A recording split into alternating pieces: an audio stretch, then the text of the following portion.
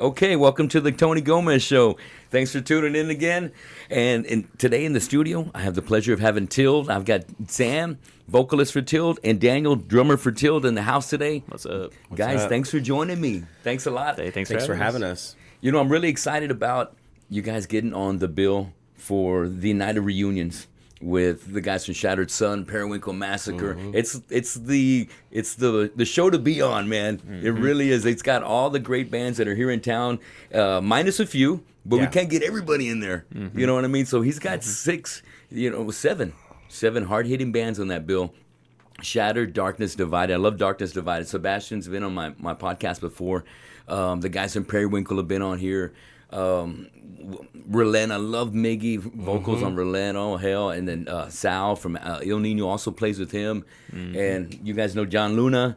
He's been filling in on drums with them whenever he needs to. And of course, we're talking about Zombie King, Modern Day Renegade, and you guys being on the bill. Very slam, heavy packed bill of bands.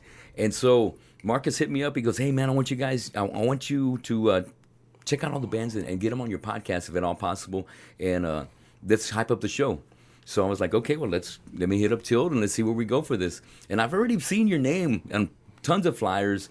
Andrew's a good friend of mine and Eric from Slam Master Booking, and those guys have really been doing a lot of grinding in town, really helping the scene become a scene by putting in the hard work and putting up whatever kind of contracts or riders need to be adjusted with the bands, putting their ass on the line sometimes to get it all done. And like we were just talking about right before we got started with the interview, you know, Sam had mentioned that Andrew got a hold of a track that you recorded, and then he instantly liked it, and then next thing you know, you guys started taking off, right? So I know where he's coming from, because when I heard it, it definitely caught my ear. I liked the uniqueness of it. I liked when I was able to catch the video of you guys playing at the beer garden. That really gave me a better feel for it, because I love live. And so seeing you take man the stage, and seeing, what's your guitar player's name? Gavin. Gavin. Gavin, man, he goes off, man. He's all over the stage. He's getting busy, and then coming in when the vocals right when he needs to, nice and clean. It was just a very it got me. That performance got me, man. So it was very cool, and it was during the day, so you had to grind your way up the bill, you know what I mean, and make the best of it. It was humid as shit. I remember you saying, "Man, it's humid out here." It was like 1 in the afternoon too. It was like the hottest part of the day.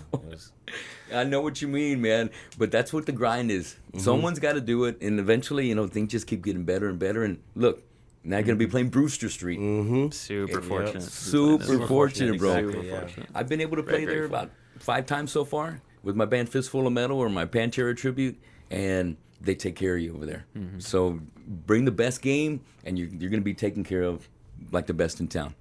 So, you know, let me backtrack a little bit before I get too far ahead, and kind of, you know, I love doing this show, so it's real easy just to kind of get on a tangent and kind of go off and the next best thing. So let me kind of reel things in real quick.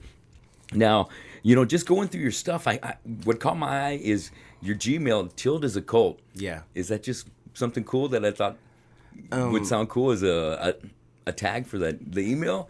Or is it almost really It's like a kind of cult? like our, I guess like our motto, you know. Okay.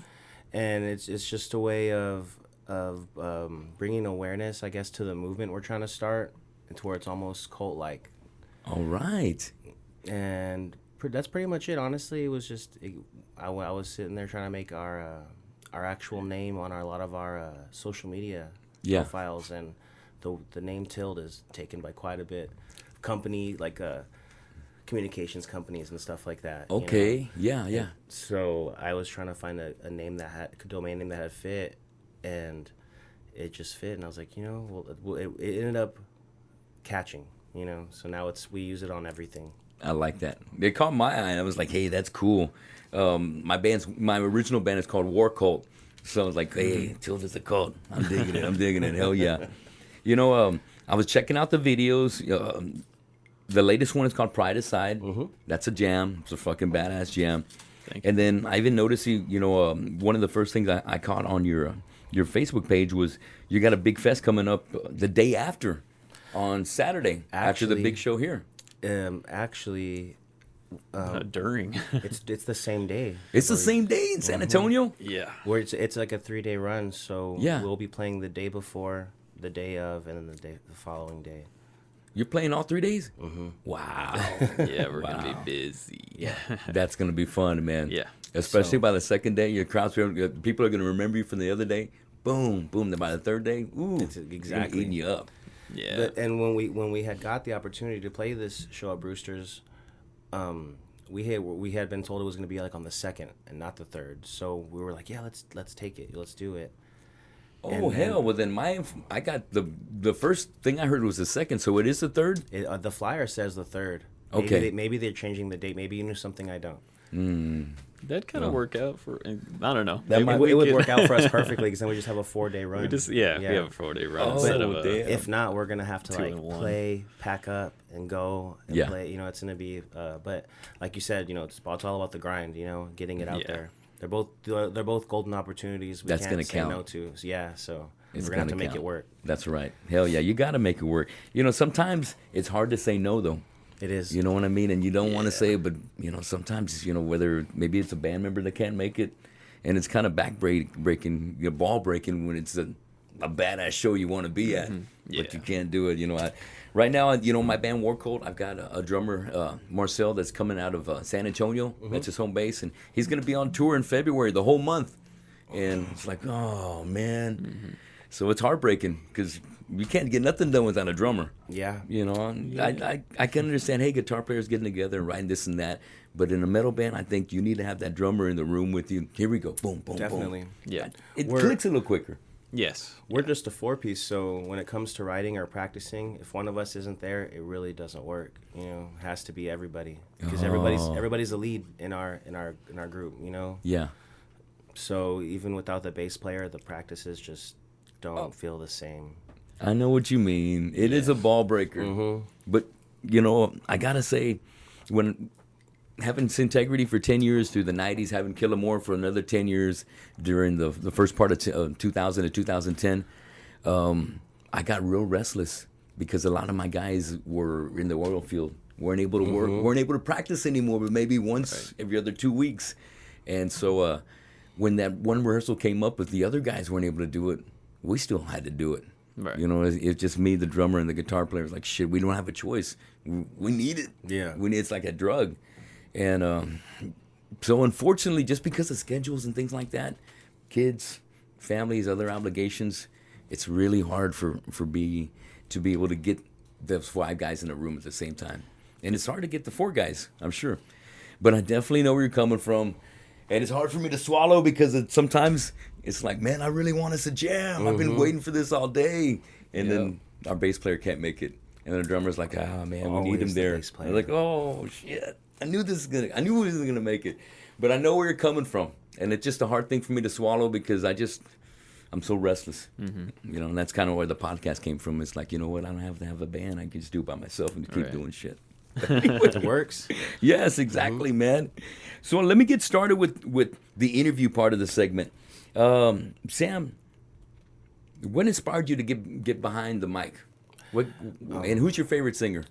Okay. Well, what inspired me to get behind the mic was honestly just dumb luck. I was at a friend's house watching their band practice when I didn't even know I had a musical bone in my body. And they were like, hey, man, you want to get up here and mess around? And I went ahead and screamed my first little scream I ever did. And I was like, man, it sounded cool as hell. Yeah. And, I was like 14. And I just went from there. And then, over the 14, years, okay. my styles have changed, and the approach I take, I learned how to do it more accurately than kind of just screaming and hoping it worked, Right. Yeah.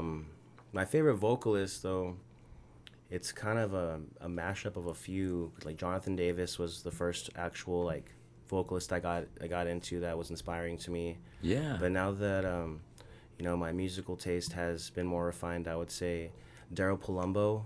He's the singer of a band called Glassjaw.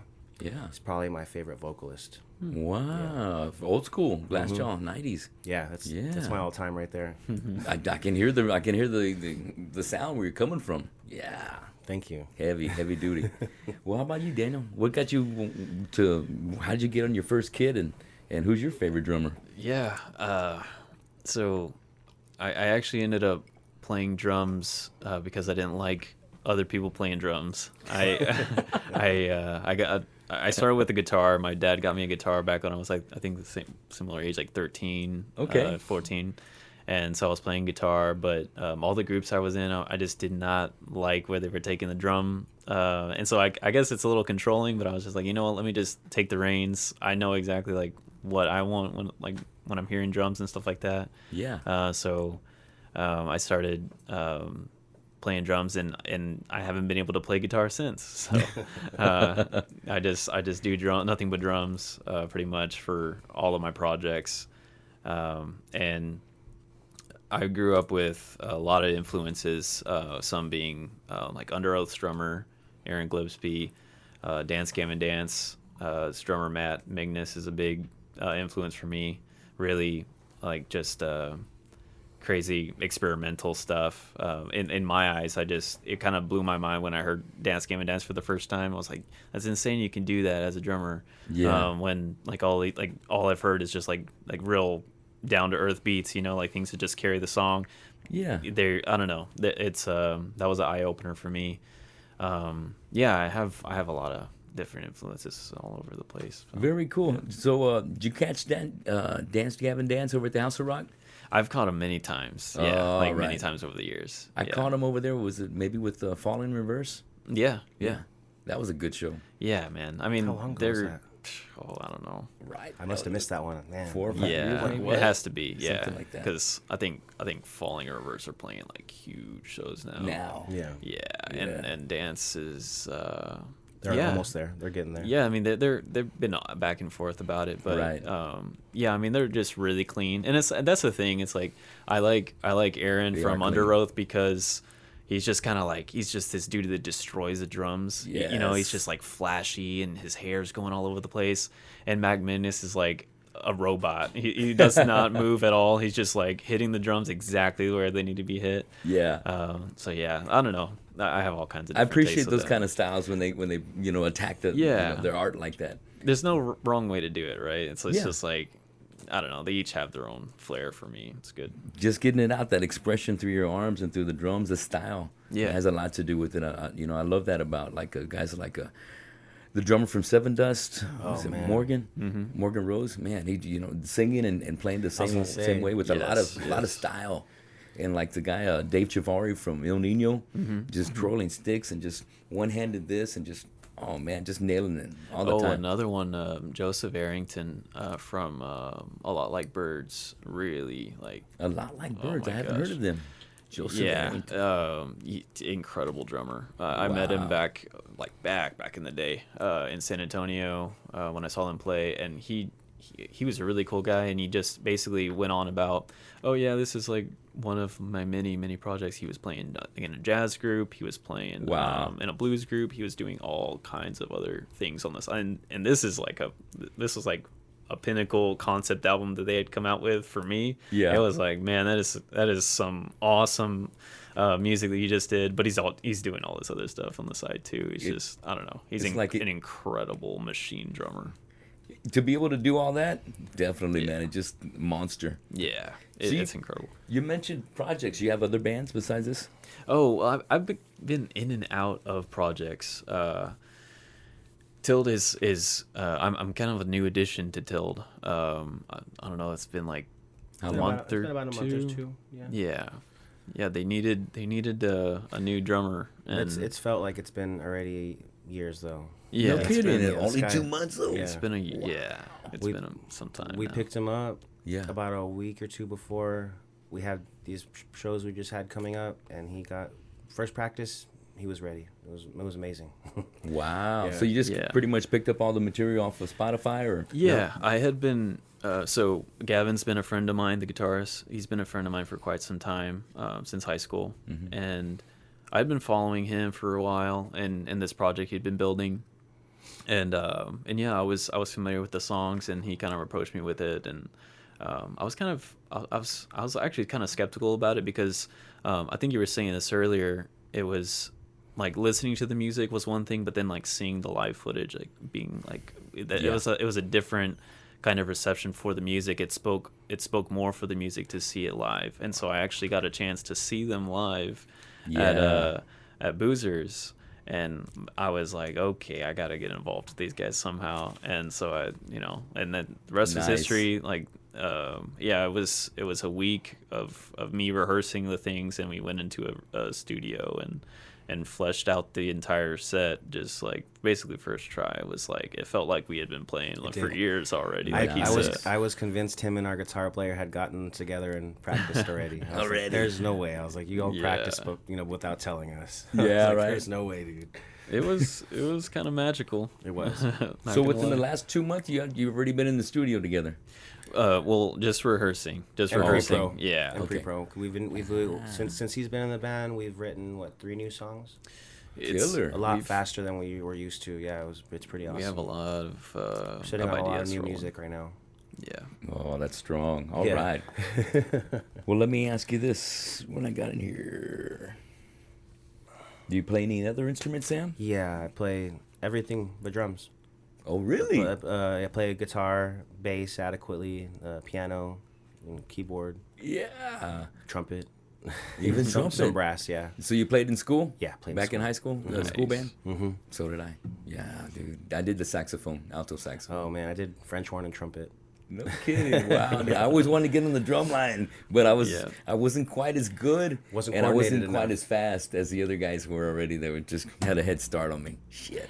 It's actually probably for the best. Those dudes are out there like at 5 a.m. sweating. I know. And like, but it's also like, I want to be out there at 5 a.m. and doing that. Tell me about it. It's like, just, kind of like when I got out of high school, I regretted not being like in a sport because I missed like that kind of brotherhood that you have whenever you're doing a sport with guys like, through sophomore, junior, senior years. Mm-hmm. And I didn't get that. But where I got it was from my bandmates.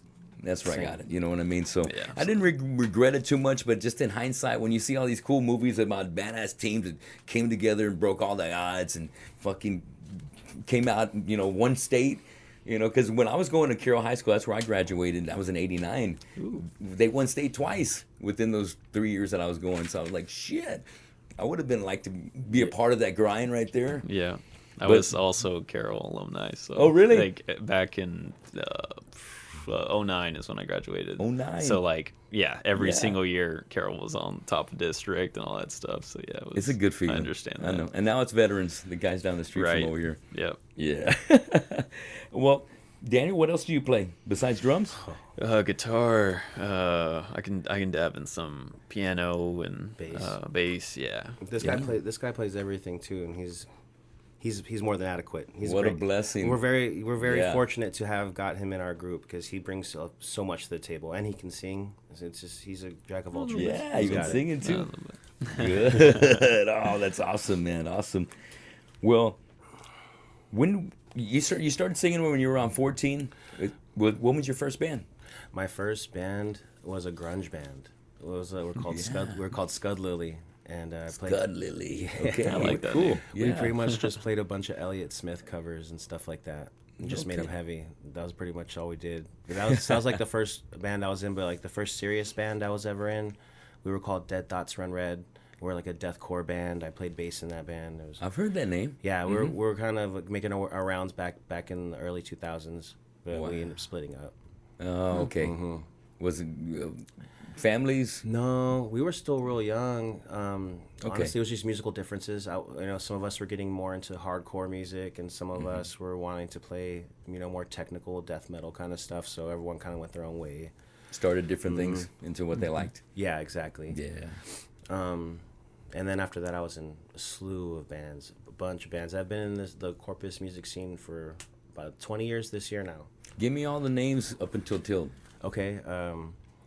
There was Synthetic Scenery, Dead Thoughts Run Red, Zeus the Hogan Steamboat, Bloodshore City, Hanging a Horse Thief, Growing Pains, Modern Day Renegade, Tilde. Awesome. I think there's maybe only 2 bands that I hadn't heard of from them. Awesome. Very cool. Very cool. Well, Daniel, tell me about your first band. Oh, it was back in high school. We called it Night of Tragedy. It was like back in the day. We don't have any. I mean, nothing released or anything like that. It was basically just a concept. Another group called like 707, and then really the more prominent group I was in was in Analog Earth. Back in the day, we had a little run. But yeah, cool. Yeah, just been in and out of different like real small projects that really haven't gotten much off the ground. This is obviously like, allowing me to join a group like Tilde, who's like got a lot of traction right now. So like super blessed for that. Yeah, hell yeah. How many tracks would you have, by the way?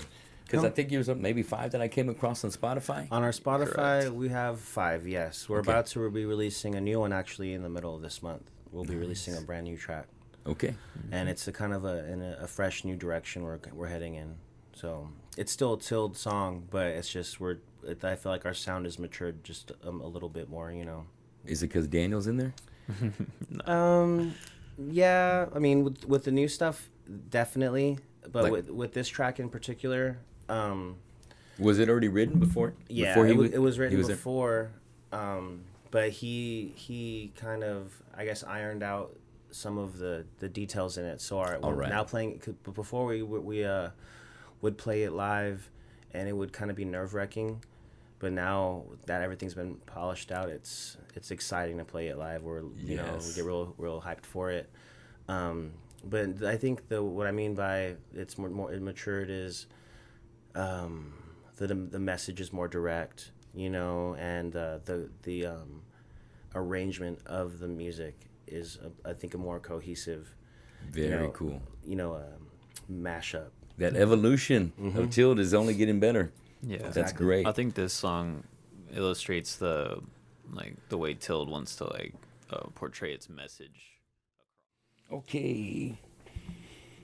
Now, I haven't heard you guys do any covers. Do you have a cover in your set that you do by chance? We used to I do. used to, yeah. We used to do a couple different covers. We From just who? The Used and Oh. Thrice. And Thrice. And Very cool. we just haven't lately because, I mean, I don't know how to phrase it. I guess the sets that we've been playing usually are between 25, 30 minutes. And at first we were playing covers because we didn't have enough material to cover the set time. I dig it, yeah. But now we're actually at a different point where now we're like, well, what songs can we not play? You know what I mean? Right. Now we really got to be selective. Yeah. Yep. But we have been wanting to pull a new cover out of our pocket, something, from left field that people will love. Yeah. It's just kind of hard to find a song we all agree on that's also relevant or can be relevant, Yeah. You don't just want to play some obscure cover nobody knows, Yes, I know. Yeah, I play for a cover band, then I play for an original band, and that's the same thing that we did in War Cult. We wrote 4 songs, but we didn't have enough. Yeah, it could be enough for a 20-minute set, but we wanted to have something for 30. So we learned a couple of Kill 'Em More songs. So Okay. that was a couple of songs we're doing as covers, you know what I mean? But it's still my stuff, but it was enough to give us a little filler, but only until we got another couple of songs of our own. Yes, and then after right. that, it's like, hey, we'll put them to the side. But you got to do what you got to do to make sure Definitely. you get that time and absorb as much time as possible. You get 25 minutes, you got 20 minutes of music, let's learn to cover. Exactly. So we can keep jamming. The way our set's been playing too, it's actually not dramatic, but it flows really well, and like the kind of like emotions that we want to portray in the music. Yeah. And so it kind of like hard to fit a cover in there because it flows so well right now. It's a performance, and I feel like Yeah. a cover would sully the emotion that we're trying to convey. Right. It's like it's like an Like throwing ad a in the monkey middle. wrench in the middle of it. Yeah. Yeah. It's like, oh, Yeah. here's a song that like all random. Because that's a thing too that we really struggle with, or at least we were at the beginning, was the scene here doesn't have a lot of music like us, so we were getting put It on doesn't. we're getting Right. put on a lot of like hardcore and like deathcore bills. So in order to stand out and not get people walking out while we're playing, because they're not there to see music like us, they're there to see the heavier stuff, we put on a show so that they're like, what the, they watch the whole time, because at these heavy shows, we might not be the heaviest band there, but hopefully they're like, man, that one soft band, they really went at it, So that's right. That's the approach you got to take. You gotta try to get their attention somehow, or else you're doing it wrong. That's right. Yeah. I like the fearlessness of being able to go up there and play with bands like Woomrot. Yeah. That are fucking Those heavy dudes are and amazing. sick as shit, and you guys are just fucking throwing down, and that's your shirt that you're wearing at the beer garden. You know what I mean? So seeing all that, just you came from that scene. Mm-hmm. You know what I mean? Exactly. You're just growing. You're just evolving, and this is just becoming more of showing more of what you have to offer as a vocalist. And I'm not a one trick pony. Yeah, exactly. And you just had to get with the right guys that are seeing things like that, like you, so that way you can bring that vision and really put it out there the right way. And you got it. The way Daniel's talking, I can't wait to hear what these new songs are going to be coming out. Like, holy shit, it's going to be great. Let me ask you this: what was your first concert, Daniel, that you went to see? Oh, Could have been a show. It's all right. I actually think it was from first to last story of the year. I think That's the one over here at the It's like Concrete Concrete. Street. Concrete. Yeah. Oh, Long okay. time ago. I think that's my first actual big trip. All right. That was that was a birthday present for me. I remember Yeah, that show. you heard that one. My mom took me to that That for my show birthday. was crazy. Your mom took you to that one? Yeah. Hey, that's badass. She went Yeah. and slammed in the pit with me and Get everything. out of here. It was awesome. For real? Yeah. She's a rocker? Oh yeah. Oh, My mom. that's so cool. I'm this way because my mom. She raised me. 6-7 years old playing music trivia to C101 in the car. Yeah.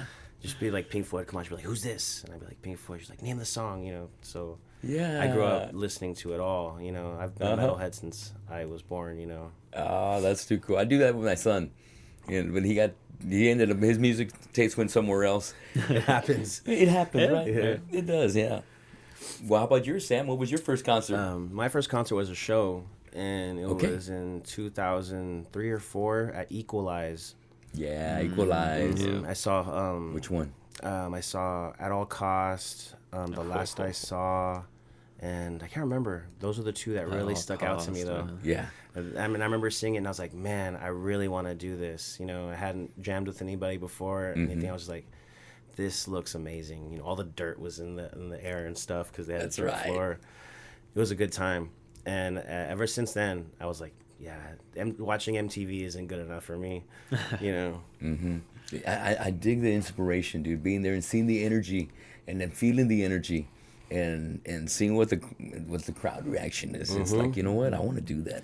I can do this. I crave it. I crave it. That's right. Yes.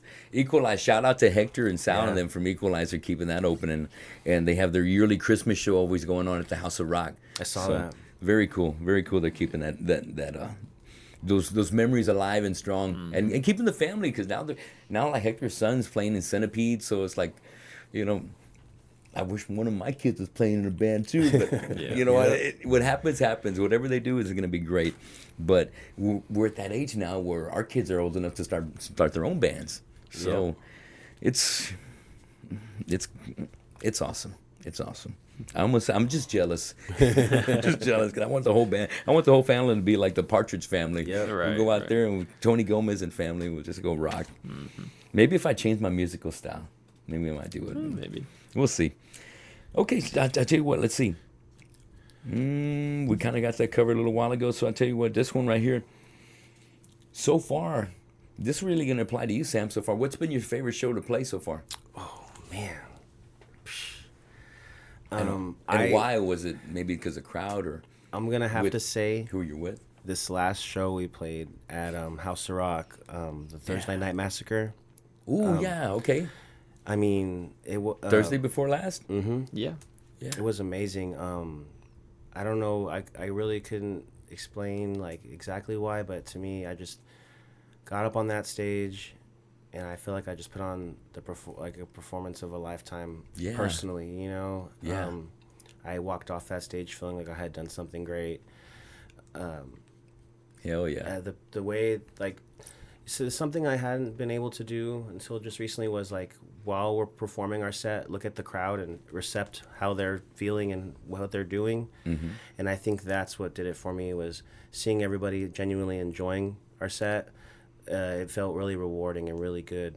But I mean, we have had some shows where it's like full circle moments, you know. Yeah. I grew up seeing these bands and now I'm performing with them. Yeah. You know, we played a show where it was sold out. With I Set My Friends on Fire at Boozers, and that one was real monumental for me as well. But I have to say, highlight would be the one we just played. It was That's amazing. awesome.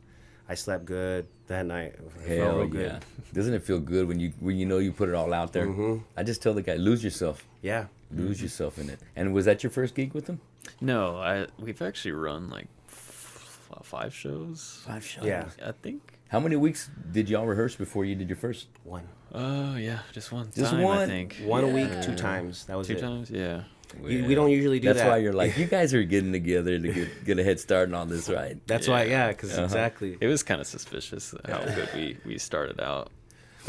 No, I have to agree with him talking about the most recent show, because we had some pretty big lineups before. A little bit before that, we were playing with Emery and the Almost at the House of Yeah. Rock, which was like a dream, kind of like a dream That one show. felt We shouldn't have been surreal. playing that one. Yeah.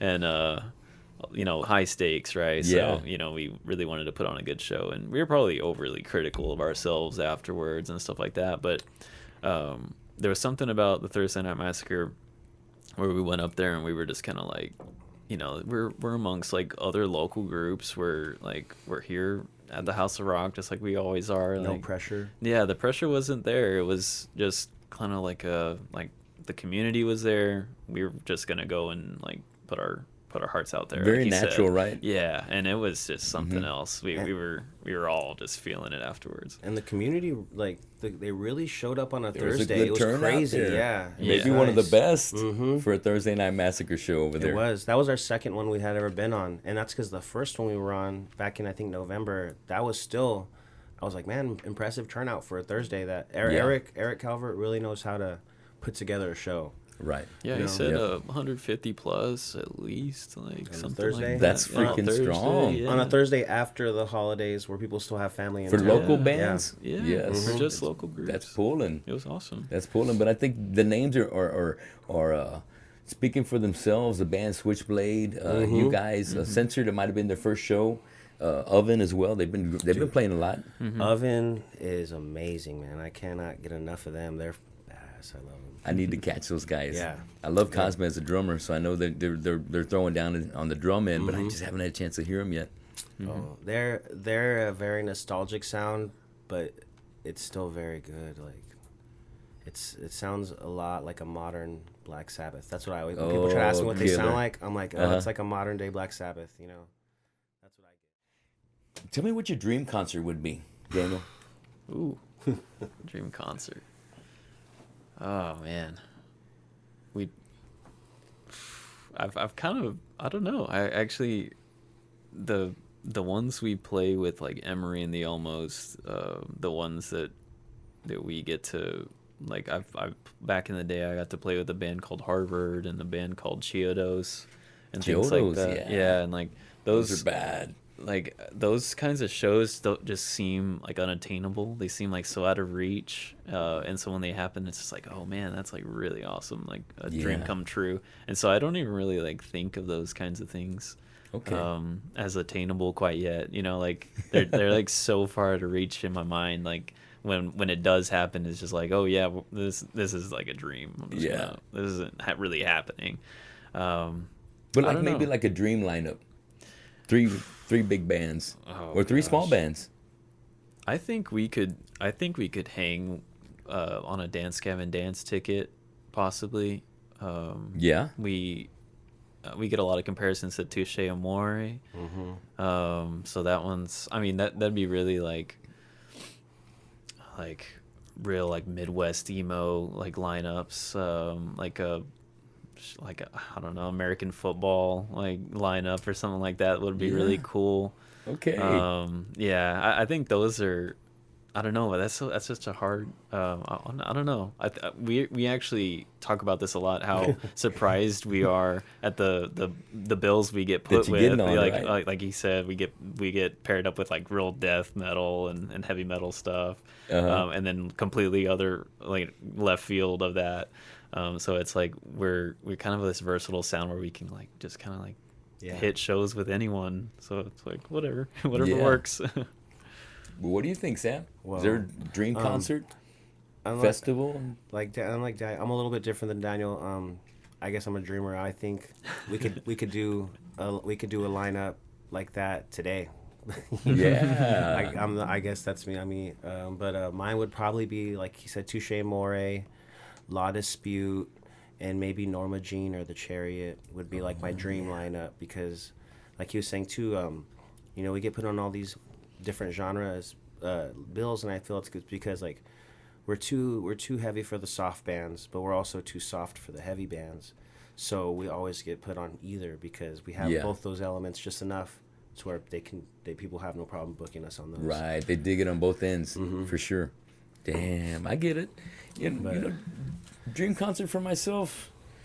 I don't know. I think it'd be Tool, Slayer, and because those are my two favorite bands, Tool and Slayer, and I don't know. I love production. And so that's why I love Kiss. Was my first band that I ever fell in love with them back in '76, and they were the first concert I went to in '79, and I went on the C101 party bus, and I didn't even know what party meant until I got on that bus, and there's everybody partying, like, what the hell? And just Kiss was jamming the whole way over there, and saw the concert, partied on the way back, and I just knew I just wanted to be in rock and roll. And I wanted to be Gene Simmons. Oh, so when I had, its integrity going, I was painting my face every show, and every face was a different face. And then when Kill 'Em More came around, I did that just because it was a norm for me. It's like putting on war paint. And then I ended up meeting Billy Milano from Stormtroopers of Death up in Austin. He had a place called Headhunters, and we played at his bar, and he dug us. He was like, dude, you guys are awesome. Can I interview you for my website? I said, yeah. So we went back to his place afterwards in Austin, and he interviewed us and stuff, and he kind of pulled me aside. He said, there's a lot of guys that'll use makeup because they're kind of compensating for something. But dude, you don't need no gimmicks. You got a great voice. You got a great stage presence. Lose the makeup, dude. Lose it, because you're the only one wearing makeup in the band. You don't need it. The band's gonna do fine without you. So, all right. So it was the first time I was doing the next show. I was like, I'm naturally wanting to put the makeup on. I was like, you know what? I'll try without. And as a singer, it took 30 minutes before every show to get ready. Yeah. And then whenever you start sweating, all that, you see like tracers. Right. And you can kind of get blinded after a while. But you're just losing yourself in the moment. It kind of just almost feels a little bit, that hurt that you feel, like that burn just makes you kind of scream a little bit more, give a little bit more of everything. But yeah, so maybe I'll do Halloween makeup whenever that time comes around. But things kind of change, and you got to have somebody from the other side to kind of give you that other perspective. Say, right. You know what, you don't need it, or maybe you should try this. Be open-minded to what other guys have kind of been around with, and see if it works for you, and if it doesn't. Exactly. And since then, it's worked for me because, hell, I just kind of just like to show up, and I've always been a hardcore fan. So that's hardcore. You don't put makeup on to do a hardcore show. Yeah. You go out there and it's you, and the less you have on, the better. Shirtless or whatever, boom, you're bringing everything. So it was just something I had to kind of swallow and put behind it. Leave it in the past. I was gonna say that must have been really tough to kind of like take that advice, because it's something you knew so well, and then it was like, hey, all of what you bring to the table, you need to like be confident in that, and then just use that, and not hide behind it. Right. And so that's like a really defining it was character moment for you. That's why I brought it up, because sometimes there's not too many things that I've changed in my career as far as being a musician, except for changing instruments. But that was a huge part of what I brought to the show, and I would usually stay out of anybody's sight until it was time to play, so that way when it's ready, boom, then I walk out, and you get that little shock factor. Yeah. Otherwise, you kind of lose it if you're hanging out in the crowd, hey, drinking and hanging out. But otherwise, I kind of stayed in the back, did my own thing privately, and then when it's boom, okay. We have an intro. Then when the intro was just about to finish, then I come on and do my thing. But Yeah, good times. Yeah. Good Yeah, times. that's Good crazy. times. Getting caught up with a little reminiscing here, right? Well, let me tell you. You tell me who shoots the videos for you guys, like the last one. The last one was shot by Ruben. He plays guitar in a band called Beyond Reach. Okay. Yeah, they're a hardcore band. He's also shot the videos for Up Dog, I want to say, and I can't remember their name right now. They're New Ends. New Okay. Ends. They're like New a Ends. pop punk band. Yeah, from here. He shot their videos as well, and Gratitude, Texas. He's also shot their videos. Which one for Gratitude? The Surface. The Surface. Wow, man. He goes by Look Alive Collective. Look Alive Collect. I mean, he's making you guys look good. I know, right? Yeah, he's good. He's a great photographer and videographer. Wow. And one more time, what's his name? Ruben. I can't remember his last name off the top of my head right now. But the production? Production is Look Alive Collective. Look Alive Collective. Give him some love. Look Alive Collective, Ruben. Keep cranking it out there. Do you have you said you got a new single that's fixing to come out. Is there going to be like maybe a lyric video to come out with it? Crazy enough, we actually just released lyric videos for all our previous songs that we have on Spotify. But for this one, I believe we're going to do another full-on music video as well as probably a lyric video. Nice. Killer. We're real excited for this next release. It's a real important song to us. The topic that that we talk about on it. We're all getting older and stuff, and so it's just it's a song about, I guess, dealing with grief and problems in your life, and maybe that monkey that's on your back. Yeah. Just kind of a way to deal with it and not cave in. Yeah, I'm telling you, we all got our struggles. Sometimes I catch myself feeling like it doesn't get any better than this. Yeah. And it's a good feeling. But at the same time, I say I'm afraid of how bad it could get, because there's always ups and downs in life. It could all be over today. Right. Exactly. I try to tell myself that every day when I feel like when I start to feel my head get a little bit big, I'm like, hey, it could be all swept from under my feet tonight. I could wake up with nothing tomorrow. So tell me, but we're blessed with every day. We're blessed with every day, man. Well, who writes the music and the lyrics for the band? It's a group effort for the most part, but I would say Gavin, our guitar player, he writes the vast majority of a lot of it. He, at least our first. He brings the riff. He brings the riff and the lyrics. Nice. The newer stuff. I've been more. I have more of a writing in this newer stuff. But when we started our first EP, he came to the table with pretty much everything but a couple parts written. So yeah. And then now he writes lyrics as well. We all pretty much, everybody writes everything. Like everybody takes part in the guitar writing, bass writing, drum writing. I think that's why we're very what's the word for it? We all work well together, as a unit, because we're all very involved in everybody's segments and parts. That takes a lot of respect for each other, right there. Yeah, you have to have thick skin. Yeah. Because some people don't like hearing that their idea is the wrong idea sometimes, Right. Or may need a tweak to it. Yeah. May need a little change to it, yeah. Yeah, so, I know what you mean, yeah. Well, that's cool, man. Gavin, and what's your bassist name? Alex Villarreal, yeah. He's a lifelong friend of mine as well. Like, just like how Daniel and Gavin have been friends. Yeah. Me and Alex have been friends for over 20 years. All the bands I had listed earlier, Alex was in more than 50% of those bands. Really? He seems like a very cool cat, and he's got the bass down tight. That's because he's not even a bass player. He's a guitar player. He's a really good musician. Yeah. Like on the down low, he made it seem when I discovered he could play guitar. Like he could play. He's all I could play a little bit. He's like, "Want to see a video of me playing?" It's just him doing sweeps up and down the. Sweeps! He is incredible. Shit. Yeah. When I see him play live, it's like he's kind of just in the moment. He's not getting radical like you, but he's just like. A lot of confidence. Oh yeah. Keep holding it down. That's a very well put. Yeah, he's holding very it down. confident. Yeah. Yes, man. Great band, man. Just great band. So the last release, she looks a lot like Brittany Murphy. That's cool, man. I like the title is definitely gets my attention. But listening to the song, I'm trying to hear the line in there. Did it ever come out? What, she looked like a Brittany Murphy? Yeah. No, I didn't think so. I have a habit of doing that. I like to name the songs kind of, I guess like a misnomer, you know? That's cool. Because like you said, it got your attention, you know? Right. So. Very cool. And you know, another one that caught my attention too when I saw it, because I saw this, I had to put my glasses on, and it's Trees at the Marriott. Yeah, and I was like, dude, that's a great title. And then when last night I was jamming to it, I heard it like 3 times in a row. I took my dog for a walk down the street, and I can only take her for a walk whenever, it's late at night, because she'll bark at everybody, and she's rad. That's why I had to take her to the other room while you guys came in. But I really liked. You kind of really broke it down, man, and I love that you can hear all your lyrics really, really clear. And I'm trying to see where. Let me see. Did I make it look like? No, that's not. I thought I might have made a note of what the lyric was on there, because I think it went something like. I'm trying to get it right when I say it the right first time. How do we get to this, or was this ever?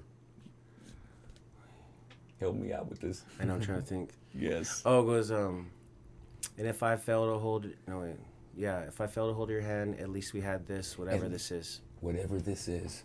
That's right. Whatever this is, and people interpret love in so many different ways, and the relationship that you build, with friends and with your better halves, whatever this is, whatever you want to call it, but it's something special to us. And I really heard the almost like in a loving way, the desperation in the vocals when it's coming off, the delivery's coming there. It's like, oh man, I want to hear what the rest is. I want to get it all down, and that's the mark of a great vocalist, man. You just keep me hungry for more, and great lines, loving it. I got a tear coming from my eye, man, because I it just it's touching, man, because your music isn't it comes from a special place inside, and I think the delivery of that is also coming through as well, and that's what hardcore's about, is getting that full. You're not holding anything back. This is all of me. Take it or leave it, and it's coming out with so much love and with so much artistic skill. That I'm gonna be at the one. When do y'all play? Is there something before the 2nd or 3rd that's gonna happen? 28th, I think. We have a show on the 28th. The week before that? At Boozers. Or is that during the week? It's a Sunday, I think. Yeah, I think it lands on a it's a Sunday. Okay, all right. And it's with a band called Kazaa. They're from Japan. They'll be here at Boozers. Wow, Japan band. Yeah. You got getting on another good bill right there. Yeah, dude.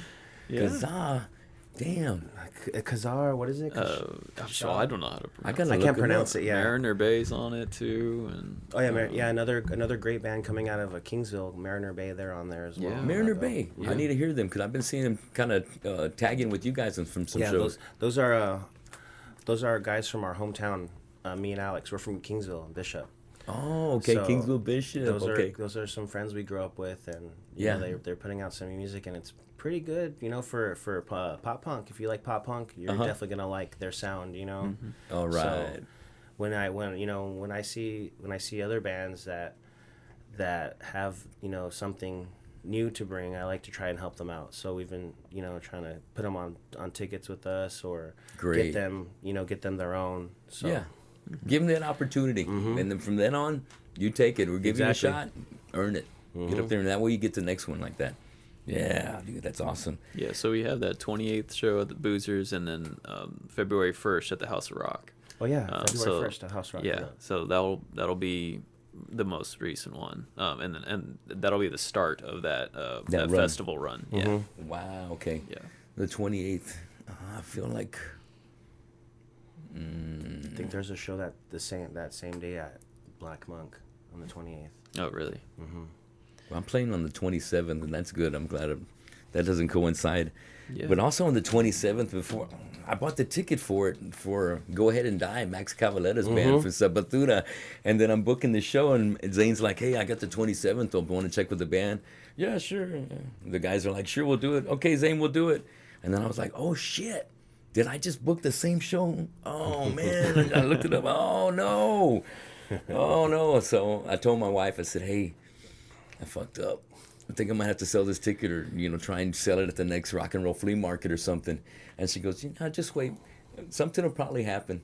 And then the next day, my guitar player says, hey, I got something going on that night. See if you can find an opening act, and we'll start at 11:30. So I'm thinking, okay, maybe I can just make it and catch a little bit. And I don't want to ask him, is it because you're going to the show? Because I usually don't see him at the show, so that's why I'm like, I don't know. But I think if I ask him, he says yes, and I'm gonna be like, oh, then I'm really gonna go.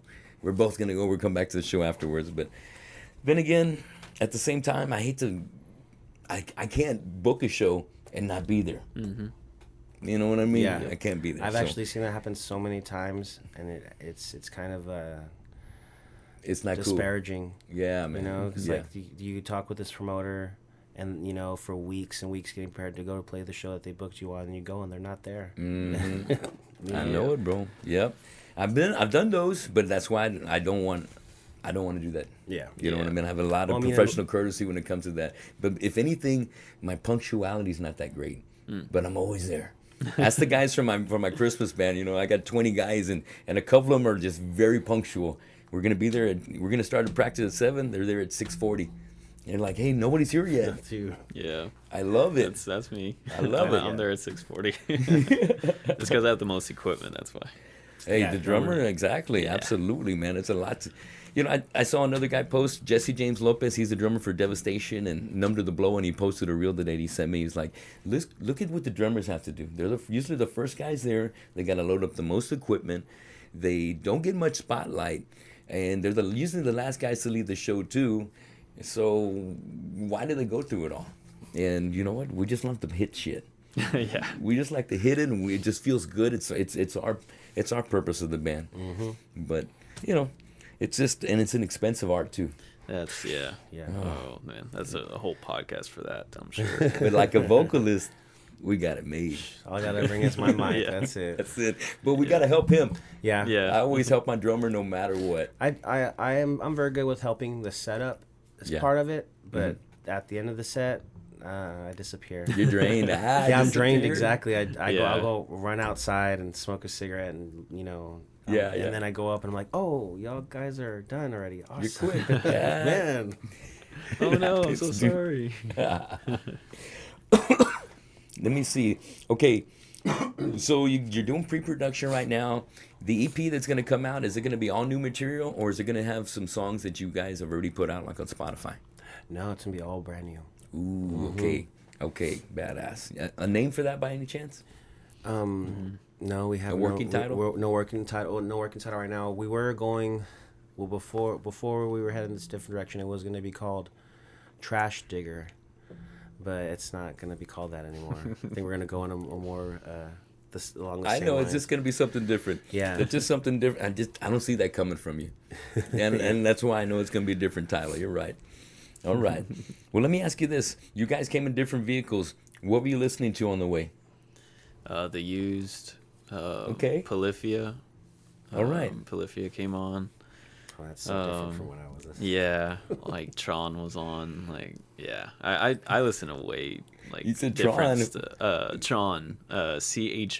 Oh, Tron. Yeah, like math. It's like extreme math rock. Yeah, like Periphery kind of math rock. Not as Periphery's heavier. It's not as heavy as Periphery. I'd say it's more like pretty math rock. It's like Animals as Leaders without distortion. Oh, yes. Okay, cool. Yeah. All real right. clean, like overdrives and like just like it's tone a lot city. of delay. Good it's tone. tone city. Yeah, it definitely is tone city. Oh, It's cool. All right. Yeah, if you haven't, Polyphia is. I mean, you love Polyphia. Really, like it's really the limit for us is the sky, and we're just like blessed, like beyond blessed to have this opportunity to do this, especially at our age. Like it's like he was saying earlier, the like we're just kind of blessed to have this kind of resurgence of this music, this kind of like hardcore, like screamo emo kind of genre, and the the ageism, like of the past. You know, like I remember thinking like when I was 25, like all right, that's it. Like I didn't do it. I didn't make it. We're not marketable anymore. Yeah, they're not marketable, not sexy at all. But no, like that kind of idea is gone. Like we're kind of moving into a weird new realm of music, especially here in Corpus, where it doesn't really matter. It just as long as it's good stuff, as long as it's artistic and it's meaningful, and that people like it. Yeah, I think you guys are being your hardest judges. Yes. That if the music can get absolutely. past you guys, then the fans are gonna like it. Absolutely. I agree. That is absolutely true. Well, you know, As an you put artist. so much heart and soul into it that it's also gonna get translated in the live show. No, definitely. We've been told time and time again that our live set is polar opposite to what we sound like on Spotify. Yeah. We're a bit more aggressive, and some of the songs are even a bit longer live than they are on our Spotify and stuff like that. Yeah. I feel like our live set's very immersive. You know what I mean? And that's because we're gonna capitalize on that a lot more. We're gonna start incorporating a lot more into our live set, lights, props, stuff like that. Whoa, very cool. Very cool. That's gonna add a lot. That extra production, that effort, it's gonna come back, pay dividends. You're gonna feel good about it when you see other people, you know, record it and you get to see the playback. Like, wow, we're looking good up there. It's making a difference. All those lights coming at the right time and different elements that you can bring to the production of the show. Something to be very proud of. That's what it's all about for me personally, is putting on a good show like that. I love to look up at the crowd and see people with their phones out, recording. Or my favorite thing is looking out there and seeing people singing the words. That's what gets me. That's my favorite. You know, that's the most. I get the most catharsis out of that because they own it, and that's like, you know what? That's my band now. I like that song. It's mine. I love it. I love knowing that that lyric or line or whatever affected them enough they felt compelled to scream it back at me. You know. Yes. I like that. I want to get some more lyrics down so that way I can scream them back at you next time I see you play. So before we wrap things up, I got a little segment that I like to do with all my bands called Draw the Line, and it's going to be kind of picking your brain as far as what bands you prefer out of the couple I'm going to be throwing at you. Oh, okay. Nice. So I try and make them a little tricky, but the genre that you guys are in is not my forte. So I may be hit and miss. So let's see if we can have some fun with it. Yeah. All right. So getting things started right here on Draw the Line. And I'm going to go individually. So, Sam, how do you feel? Who do you prefer out of Norma Jean and The Devil Wears Prada? Easy, Norma Jean. Yeah. That was an easy one. I remember you mentioning them earlier, right? Yeah. So, how about you, Dan? I'd probably have to say Norma Jean. Norma Jean, too? Yeah, I was much more of a Norma Jean fan. Same. They're intense. Yeah. What's the vocalist name for Norma? I don't know. Right. Sick. I don't know. Yeah. Sick, man. They've just always been Yeah. super solid. One of the best at, you know, at just carrying the flag for that genre right there. No, definitely. They're the pioneers and the leaders of that genre. Yep. You know, it's like I see Cannibal Corpse as being like the leader of the death metal.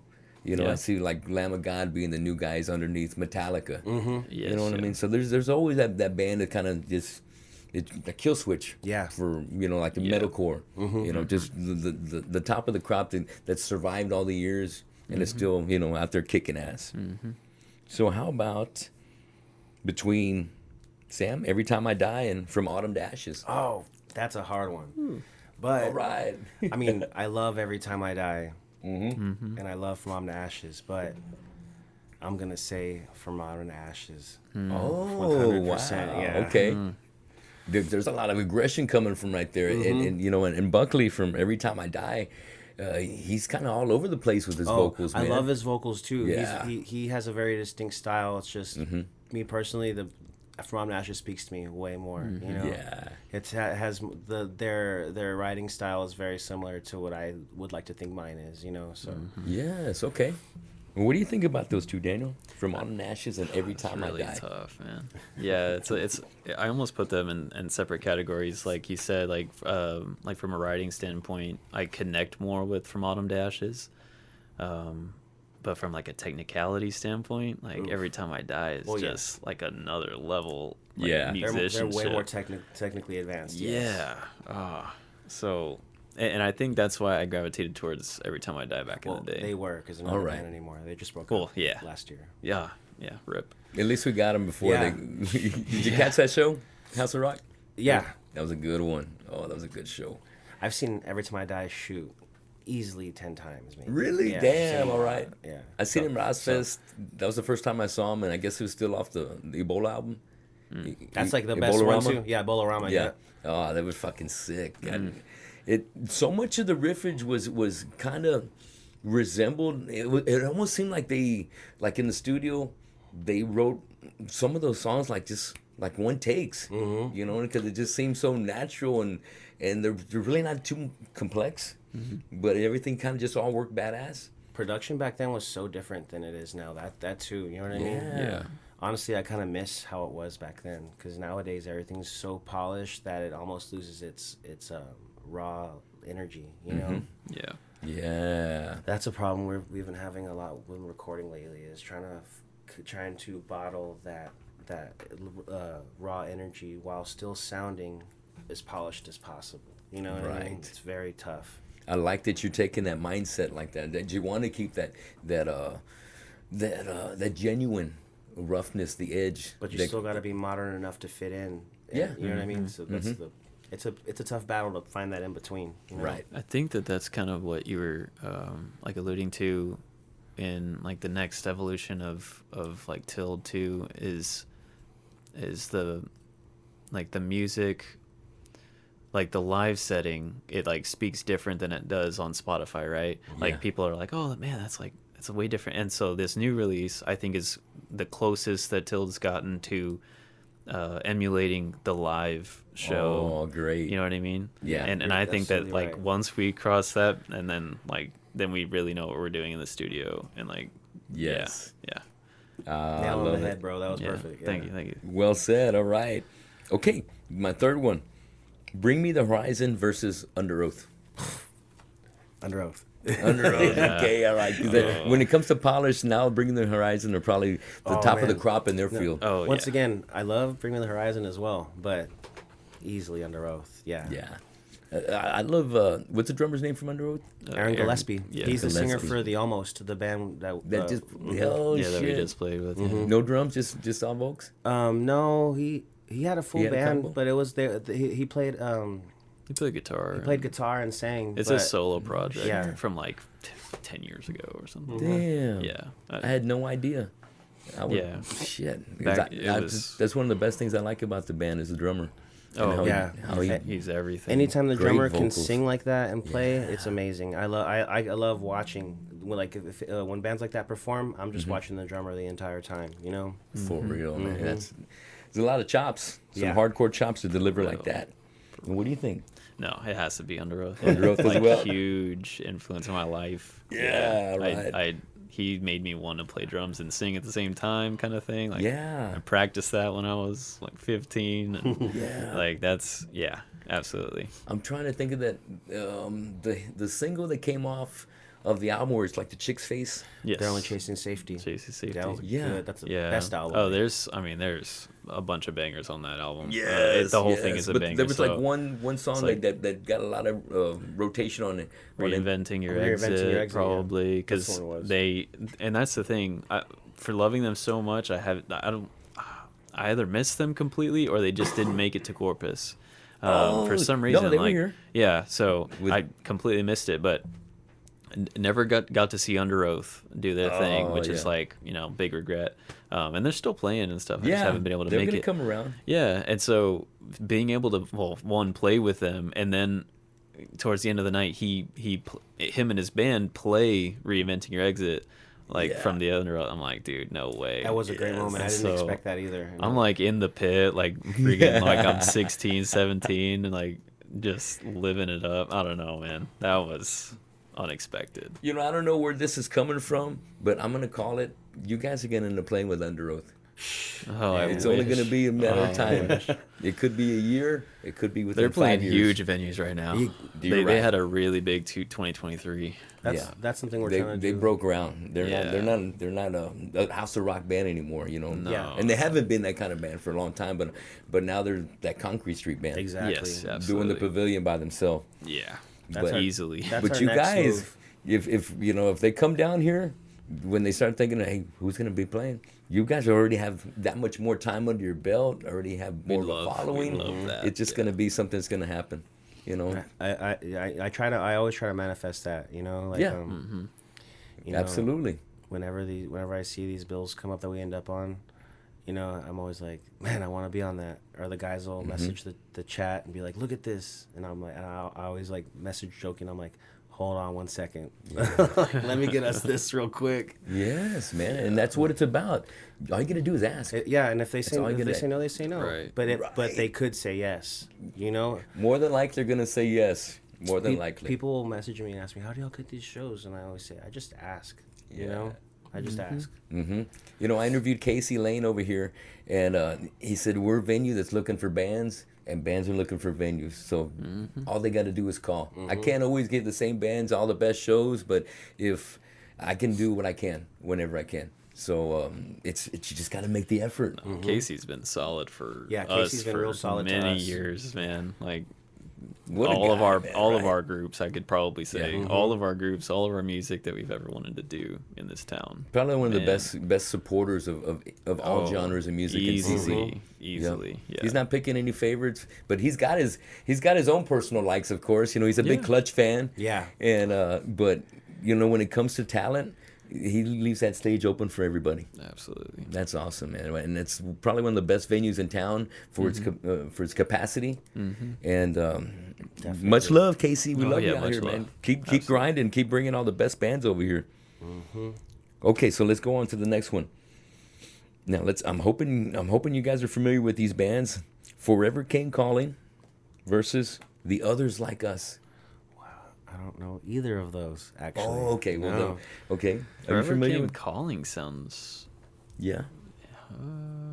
but no, I can't say I know those. Okay. Now I feel like a poser. No, Yeah, you're definitely. not. You know, it's funny because you know when I'm looking through this, I go through when Spotify is one of my biggest tools, but Spotify has that deal where it's like Tilde's radio.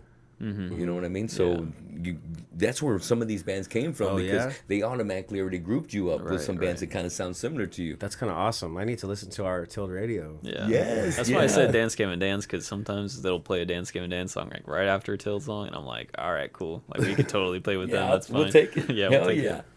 And is. you know, so going through that, there was probably about at least 20 to 25 different bands, and you guys have your songs in the mix as well. But listening to them, you know, I still had to pick and choose like which one's kind of closer to where you guys are at, because some are just kind of some were just like Yeah. they didn't make the list. You know what I Yeah. mean? So Right, right. so when I do want to suggest, definitely look up that song. It's the band's called The Others Like Us, and they got a song called "Starting a Fist Fight at Bucky's Just to Feel Something." Dude, I've heard the song. It's a jam, I've heard right? it. I know because of the name, and I thought I clicked on it because of the name, and I was like, man, I was like, I gotta hear what that sounds like. Why would you start a fist fight at Bucky's? It's like the best place ever. Right, just to feel something. You know, Just it's like, walk hey, in there and you feel something. You're It's offended by the song. I title. am Like, why would you offended. do that, man? Why would you even do that? Cleanest bathrooms of all time. No, Hey, definitely. We love Bucky's. Yeah. It's Oh, yeah. always a treat whenever you go up north. You get to check that out. Oh, yeah. If Bucky's, Yes. if Bucky's had a parking lot show, I'd take the bill. Ooh. Ooh, What yeah, is up, that- that would be- Bucky's? Yeah, on a trailer out there. Yep, Oh, for real. Hell yes, that'd be awesome. That is an idea. If It you're could be listening, done. if you're That's listening, right. Bucky's. Okay, I got two more for you. Now, second to last. Here we go, Sam. Parkway Drive versus Volumes. Oh man, dude, volumes. That Volumes. it hurts me though because I love Parkway Drive too, but volumes for sure. They've changed their sound over Yeah. the past 5 years. You know, they really. Volumes always keeps it fresh. That's the thing. Yeah. You know what I mean? Yep. Very cool. What do you think about those two, Daniel? I like Parkway Drive. I have not heard Volumes though, so I'm a Okay. poser. No, try them out. Yeah, Then- try them out, dude. Hey, I oh, like yeah. it. Yeah. You know, if Sam's recommending it, Yeah, you'll dig yeah. it. But Parkway Drive, man, I really, they turned into an arena band. Yeah. An arena band and doing it well. Doing it, and they were playing like As Lake Dying style type of metalcore. They started off like that, and now they're an arena band. They're playing crazy. They're definitely making a living off their music now. It almost seemed like they took some advice from Mike Shadows and Avenged Sevenfold. How it's like, hey, we came from Orange County, starting out this hardcore sound, but then we got better at everything we're doing, and whether it's producers or all of us coming together and refining our sound, now they're playing arenas, and it kind of sounds like Parkway kind of did that, like on I think it's like songs like Vice Grip, and on Ire, where I really heard the change on it, and love it. I love when a band can kind of clean up and still, it doesn't work for everybody. Yeah. You know what I mean? And I prefer like the Bring Me Horizon of Sempiternal. Yeah. Oh, okay. Sempiternal is a good album. Yeah. Or before that, versus the newer stuff. But I mean, I still like Throne. Off of that album and some of the other stuff. But it just. It also gravitates around when I heard it. Right. It's the context when you heard it. Absolutely. It's kind of like Black Sabbath. I grew up with Ozzy, and so I lean more towards the Black Sabbath Ozzy being my favorite. But Dio is still like, he's got the best voice out of the two. Yeah. So I can't take shit away from Dio, and I love Dio. So. Well, speaking of that, like give us a verses for the music you're familiar with, like Dio and Black Sabbath and stuff. Like give us like a good verse. I got one for you. Okay. Iron Maiden or Iced Earth. Oh, well, that's easy for me because I was a hardcore Iron Maiden fan for years until they put out Seventh Son of a Seventh Son, and at that point, it's not that really Maiden changed their sound a little bit. It's just that I got into punk and hardcore. Yeah, that's when Suicidal was coming. That's when they released. I joined the army. I was really into DKs, Circle Jerks. My first band was a punk band called Aggravated Assault, and that's a sick name, dude. That's a sick name. We got it early, but that's because I loved it back then. And Ice Earth, I love their jams, but I love Bruce Dickinson. Yeah, he's the one I grew up with, so I got to give it to them. Yeah, Iced Earth was like the first, like, I guess, non-radio metal I started listening to. You know what I mean? All my friends were into that stuff. Our bass player Alex, he was real into like Iron Maiden, Iced Earth, pretty much any type, I guess, speed metal kind of stuff. They were just diehards about it. And I used to be like, man, this isn't it for me. I hate Slayer. And now that I'm older, I'm like, man, I was arrogant. This is actually great music. Right. Hey, I was there too, man. Especially at that time, I was that's why I started listening to more of that, and I was kind of like, no more Iron Maiden. Yeah. But I still had their posters on my wall, but they were also starting to get covered up by flyer posters, and local shows and stuff like that, and I kind of overcame everything else. And it's because that's something I was able to grasp onto. Yeah. Finally, at my level, I could be playing in a band, having my flyer on the wall. Yeah. So it's like, it was something a little more attainable, and just gave me something easier to grasp on and to keep aspiring for. Okay, I got one more. Now, I hope you heard of these ones because I thought they were kind of close to what you guys were offering out there on the Spotify. These bands are Cry Out Loud versus North Park. Ooh, I'm going to say North Park only because I don't know about the other one. Okay. I've never heard of Cry Out Loud. Yeah. Okay. North Park's good. They're good, man. They are good. So what do you think about these two? I'm writing it down because I don't know.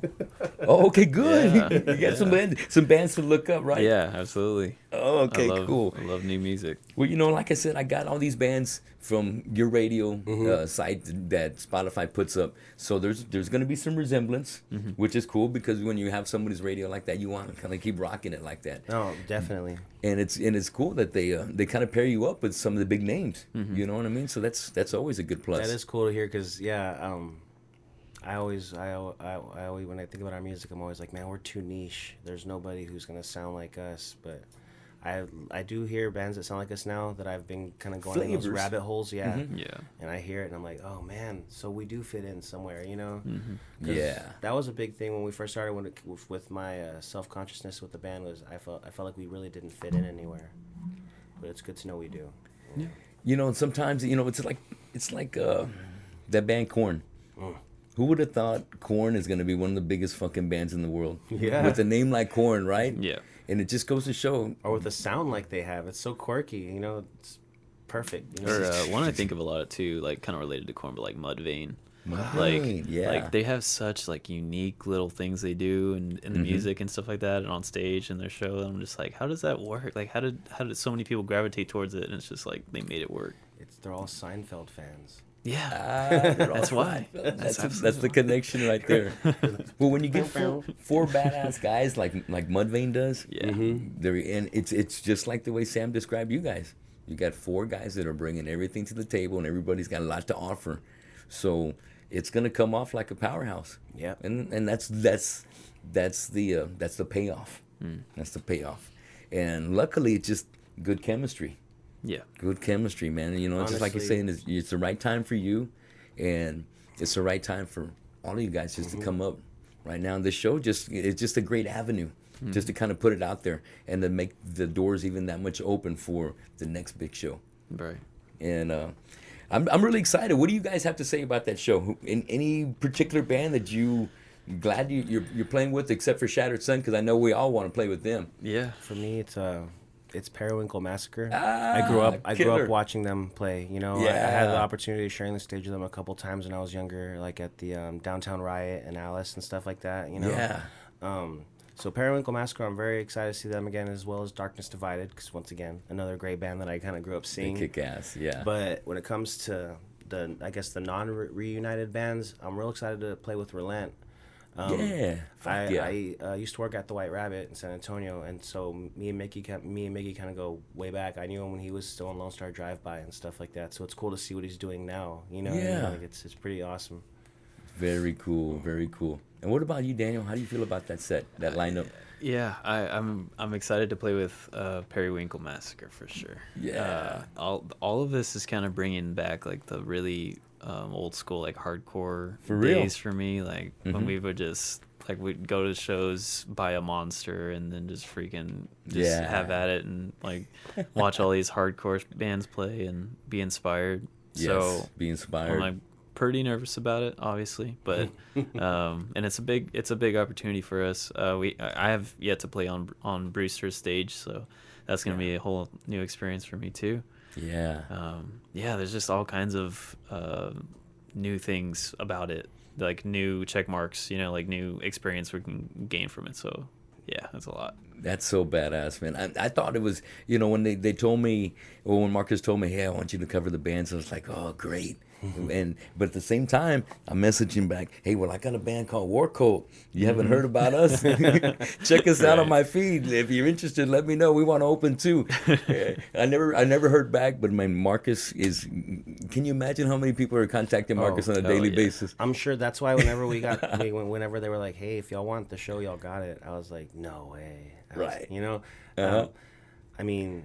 Hell yeah! At a point, you know, the flyer came up, you know, on Facebook, and then all our fans were like, Tilde should play, and I was like, okay, cool, you know. But this happens all the time. Yeah, this happens all the time, you know, and you know, I was like, but there ain't no way. I was like, you know what I mean? I was like, this is a little bit above our experience level. You know, we're not that well known yet. You know, there ain't no way. But it's not bad to have our hat in the ring. And literally later that day, our manager called us up and he was like, "Hey, y'all got the show if y'all want it." And we're like, "Let's do it then." You know? So honestly, I was taken back by it. I didn't really expect it to happen. You know. So now it's like, okay, well, we got Brewster. Now let's get concrete, you know. Let's get that under our belt, you know. That's right. Like I said, I'm a big dreamer, you know. I try to manifest it and make it happen, you know. I'm living proof that if you bust your ass and keep kicking ass every show, you can be at Brewster, you can be at Concrete Street, the Pavilion, the main stage. No, definitely, you can do this. It's doable. It's doable if you really put the work in. You know, you can't just sit there. It can't be a part-time thing. Yeah, no, that was a whole nother thing too. When we were finding our new member, we had people who were like in our messages, "Hey, if y'all need a new guitar player, new drummer, hit me up." And it's like it's not that easy. We need somebody who's gonna live and breathe it like we do. Yeah. You don't need somebody who's like, oh, okay, I'll do it, but only on these days. It's like, no, man, we need somebody who can do it every day. And Daniel was real. Wow. No questions asked. He was like, hey, I'm all about it. I was like, yes. You need that commitment. Yeah. You want that commitment. This is your baby, and you want it to be his baby. It's definitely my baby now. Yeah, I've been spending a lot of time with it. That's and awesome, juggling man. all this other stuff too. The guys are gonna be jealous that we're like gassing each other up, and they're not here. But no, like everyone's kind of like got their own like time with the baby, and they like really put in the effort. It's yeah, that's. I don't want to associate myself with something less either. That's why when I saw them live and I saw like their live performance showed the dedication that they put into the music, and I was like, yep, like these are people that I can stand behind. They're gonna bring out the best in you. Yeah, and you guys will bring out the best in each other. Well, definitely. That's I'm glad you said that, because that's literally how I feel. I think that's why I feel so proud when we walk off stage, because we did that together as a unit. Not, oh, it was just Gavin up here playing guitar and Daniel was just playing drums. No, we were literally a unit in that moment. You know. Yes. That's I think that's what it is too. That's magical, man. That's what music's about. That's what makes you feel so good about it. Where you don't. It's not about money. Yeah. It's not about anything else. But money's cool though. Of course, yeah, hell yeah, it keeps you fed. Yeah, you know, but that satisfaction of executing what you've been doing in the rehearsal room, the pre-production, and getting the crowd screaming back, having people record it. You know what I mean? Wanting to savor that moment because they like it, and start learning those lyrics or start banging out the drums when they feel it coming on. You know what I mean? Yeah. Those kind of connections are what keeps it. It's like a drug. Makes it worth it. Yeah, it makes it worth it. Exactly. It does. Because it's never about money, man. Not what we do. You know, it's got to be more than that, because it's got to be more than that, because you got to have that commitment. Your heart's got to want it. You got to request days off because we're going to go do shows. You know what I mean? If you got to work, be willing to request a week off because you're going to be in the studio. Yeah. You know, all those kind of little commitments will make a break or band. But luckily, it sounds like you got the perfect fit in for drums. Yeah. And what happened to the other drummer? We were just going in a different directions creatively, you know? Yeah. And so we just, he was saying earlier, this is, I feel like this is a very pivotal make or break point for us. So we didn't have time to let him figure it out or anything like that. We had to, move forward. Yeah. There's no hard feelings, he's a good friend of ours. We had to keep the ball rolling, and we couldn't afford to waver even a bit, because once you stay off the timeline feed, people forget about you. You know what I mean? There's already something else distracting them. So that's that's why we play all these shows. We're trying to stay relevant. Yeah. Trying to stay stuck in people's heads. Yeah. And I finally feel like we have that strong fan base here in Corpus Christi, and now we're trying to venture out and make it Texas. We have that strong fan base in Texas. Did you guys play a show? I think is it called the NASA that's over there in Agnes? We have yet to tap into there yet. Okay. Yeah. But have you guys done a show with Updog and New Ends? Yes, we've played with New Ends. I think maybe like our fourth show ever played. We played with New Ends. Okay. And then we played with Updog. About what? That was when you went to go see us, right? No, I think that was Chill Killer. I think you played with Chill Killer then, but I don't think Updog was there. Well, I know we've played with Updog before, though, yeah. Killer. Because I know a guy that I worked with, his name's Azel, and we work over at Chick-fil-A together, and he had told me he'd seen you guys, and it's probably been 8 months, give or take, something like that. But I was asking him, what are they like? He goes, they're good, dude. They're kind of alternative, screaming, this and that. But you might like them. You might like them. And so I was like, okay, I'll check it out. And then from then until now, I just keep seeing your name on flyers. Just keep grinding, and then and posting up when the next show is gonna be. And then this thing happened. I'm like, they did it. Mm-hmm. They did it. All right, So I'm glad for the opportunity to meet you guys. It's been a great time talking with y'all tonight. I would have loved to have Gavin and Alex in here to pick their brains too, to hear their side of it. But I know it's not always easy to get everybody in the same room. Yeah. But thanks a lot for breaking away from your busy schedules and making some time to talk to our listeners over here on the Tony Gomez Show and let them know about what Tilda's got going on. And what's the easiest way for our listeners to be able to keep up with you? I would Social honestly, media, I would honestly say websites? social media, and it would be our Facebook. It's just at TILDE. Okay. It's a bit it is a bit hard to find because there's other Tildes on Facebook. But if you're just trying to find out when our next show is, you can also find us on Instagram at Tilde is a cult, TILDEISCULT. I'm on Instagram. Cool. Tilde is a cult. All right. I like that. It's easy to remember. Yeah. And so you have a manager? Is there somebody anybody should contact? Well, if someone wanna wants to book you? contact us for booking, they could contact our email, tildesaccult@gmail.com. And you would either get with me or our manager. Our manager's not as hands-on right now with that kind of stuff. He's more like if we have some kind of guarantee, he's gonna make sure we get it pretty much kind of Great. Thing. Looking out for you. Yeah. But other than that, I do all our booking and stuff like that. So, Killer. Yeah. Well, I know this is going to be a busy end of the month for you guys. Yeah. 28th, and then you got a 4-day run after that. So I'm excited to at least catch one of those dates in here in town. You got Boozers on the 28th, and where are you on? The House of Rock on February 1st. Yeah. On the 1st. All right. Who was you playing with on the House of Rock gig? At the House of Rock gig, we were playing with Love Again, the Rookie of the Year, and Like Ghosts. Like a Ghost. Okay. And how about at Boozers? At Boozers, it's Mariner Bay, us. It's like Excess. Yeah, there you go. Pete from MySpace. And Pete from MySpace. Yes. Yeah. Oh, It's okay. a little This unique. guy's- It's gonna be a unique show. It's a mixed genre show. Yeah. Well, good. You get sometimes that's how it brings out the biggest crowds. I prefer those. Yeah. Honestly. Yeah. I prefer them because when it's the slam shows and stuff like that. I'm old. I have tinnitus. It's like, well, I'm like, Yeah, right. It's nice to have some flavors in there and keep mixing it up. Exactly. And then you guys bring a lot of flavor to it. So I just listen to all my listeners out there. Please check out Tilde. Go to their YouTube channel and check out all of their lyric videos. They got a new single that's going to be coming out within the next month. So please check them out right there and give them a like on their Facebook, so that way you can be notified when their next show is coming up. And be sure to catch them February 3rd over at the Night of Reunion show with Shattered Sun, Darkness Divided, Periwinkle Massacre, Relent, Modern Renegade, and Zombie King. So get your tickets fast because I know that show's going to sell out. Shattered Sun always does great at Brewster Street, and this lineup has never been done before. And it's stacked with heavy hitters, and it's starting off with heavy hitters like you guys. So I know it's going to be a great gig. We're going to have some merch out there. oh yeah, definitely. Great. Cool. All new stuff too for anybody who has gotten merch from us or seen Yeah, our table. there's some new We'll things have all coming new up. stuff coming out. Exciting. All right. Well, guys, thanks a lot for joining me for the podcast tonight.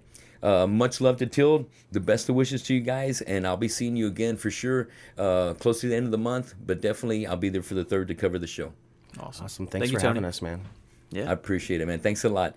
We'll see you at the next show, guys, and hopefully you get your tickets for that show on February 3rd, and check out Tilde at Boozer on January 28th, and at the House of Rock on February 1st.